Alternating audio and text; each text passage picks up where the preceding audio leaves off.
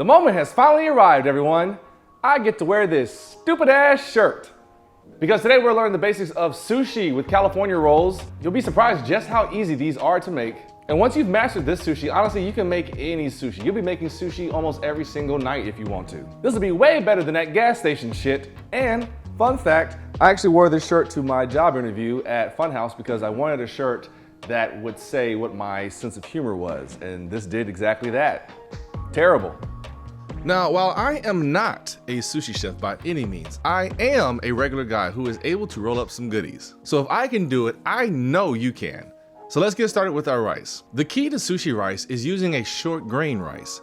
I'm using calrose rice here. Short grain rice will give us that stickiness we need for rolling our sushi rolls. It's what holds everything together. Now, I've seen some experiments before using regular old long grain rice. I'm talking about your Uncle Ben's and your Minute rice. And while it took a lot of work, and I mean a lot, they were able to make it kind of sticky, but not really. So for the sake of getting this right, let's use short grain rice, okay? Another important step in making our sushi rice is washing the rice extremely thoroughly. We need to get rid of the excess starch and proteins that prevents the rice from sticking. So I've got a cup and a half here that I'm going to wash in a mesh strainer over a bowl, and I will wash it 5 to 8 times until that water runs clear. And you do not want to get lazy here. This is actually really important. I know it's tedious, but it is crucial in the final result. Afterwards, it's into a rice cooker with 2 cups of water. Listen, you can do this on the stovetop, but save yourself some trouble and just use a rice cooker. That's what they use in the sushi restaurants anyways, and it'll give you perfect rice every single time and keep it warm until you're ready to roll. I also threw in a bay leaf because that's just what I wanted to do. Anytime I'm making rice, I'm probably using a bay leaf in there. It's just a nice subtle flavor that I like and probably would appall any real sushi chef, but hey, it's what I like. While that cooks, we can make our sushi vinegar, which is going to flavor our rice and get our sushi filling together. For the vinegar, I'm combining a 1/4 cup of rice vinegar, 4 teaspoons of white granulated sugar, 1 teaspoon of a fine sea salt, and then an optional capful of sesame oil. This stuff is very potent, so you don't want to overdo it. I put mine in a Pyrex measuring glass and nuked it in the microwave for about a minute, just hot enough so that everything can dissolve when you stir it up. You can do this in a small little pot on the stove top if you'd like, and that's pretty much the sushi vinegar. You may or may not have known that that's even added to your sushi rice, but it's what's going to give it such amazing flavor. Gas station sushi would never. For our filling, I'm going to actually use real jumbo crab meat, about 8 ounces of it. You can absolutely use the imitation crab here, but I want to do something a little extra fancy, so I'm taking this. Adding some spicy mayo to it, about 2 tablespoons, and about 1 teaspoon of lemon juice and some salt and pepper. I'm just gonna mix that up and that's it. If you want to, you could add some green onions, you could add anything you want to your heart's content. This is your sushi roll, it is your filling. And of course, I'm gonna cut up a cucumber and some avocado as well to go along with it. And just FYI, for the cucumbers, I cut them into thin strips and then place them in some ice water just to keep them crisp. While I'm not a cucumber fan, I do like the crisp texture they provide with the softer filling and rice. It's just a preference thing. Now for our second to last thing we'll need, our sushi rolling mat. It's made of a simple bamboo and it's essential to mastering our finished product.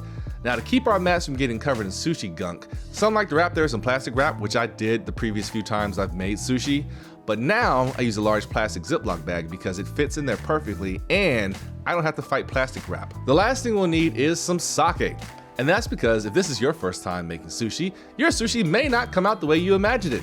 But with enough sake, you won't even notice. You'll be like, I wanted a poke bowl anyways. This is just a regular sake that I'm actually drinking cold. I know traditionally it's served warm, and I do drink it that way too, but for a Saturday afternoon, I wanted something cold, so that's what I did. Now to assemble. This is Nori. It has a shiny side and a rough side. We want the shiny side facing down first and the rough side facing up, so it can hold on to that sticky rice. Some people cut the sheet in half, but I feel like those are like the actual master sushi rollers. I'm gonna use the whole sheet because this is my 4th time making sushi and I wanna get it right. So my roll isn't as tight as those who've been making it for years. But again, I'm a regular guy showing you how to make it. And if I can do it, you can do it, and you can be even better than me. This is just the basics after all. So I'm gonna wet my hands first to keep the rice from sticking to it, and then place enough rice on here so that I can spread it to the edges of the nori. I don't wanna mash the rice, I just kinda wanna push it and massage it out to the edges. Keep your hands wet, of course, to keep the rice off of them. Then I want to sprinkle a combination of black sesame seeds and some white sesame seeds that I've toasted to bring out their flavor more. You don't want to toast the black sesame seeds because they'll just get better, but for the white sesame seeds, just throw a handful of them into a small pan over some medium-high heat, and then move them around until golden brown. It'll bring out a nice nuttiness flavor to it. Also, it just looks pretty as shit. Then we're going to flip over our nori so that the rice is facing down onto our sushi mat, and do not be afraid to think, oh my god, the rice is going to fall off. It's going to stick on there with no problem because we spent all that time earlier washing our rice properly to develop this. Then I'm going down with the cucumber, some avocado, a squirt of spicy mayo, and then a spoonful of our filling. It's going to take some time, just like learning how to make a burrito, to learn just how much filling you can put in without jeopardizing the integrity of the roll, but practice makes perfect. Then we're going to roll, and if you need to, tuck any escaping filling back inside. Once the mat is touching itself, you can then lift up a little and then push forward again to keep rolling, applying a little bit of pressure to keep things together and to shape it. I'll show this in real time here. This is just a slow beginner's process, but as you do this, trust me, you're going to get faster and better and tighter with it. So don't feel bad if your sushi rolls come out looking all squarish or weird, or they're falling apart out the ends and stuff. You can always cut those off and eat them. And hey, if you do have some leakage on the ends, you can use the edge of the mat in your hands to kind of tuck it in and straighten it up, shape it all off and everything. And then with my sharpest knife, what I want to do is I want to run it through a damp cloth each time I plan to make a cut. A wet knife will go through the rice without sticking and messing up your beautiful art. So I'm going to cut this in 8 pieces by dividing halves and halves and halves, sort of like this.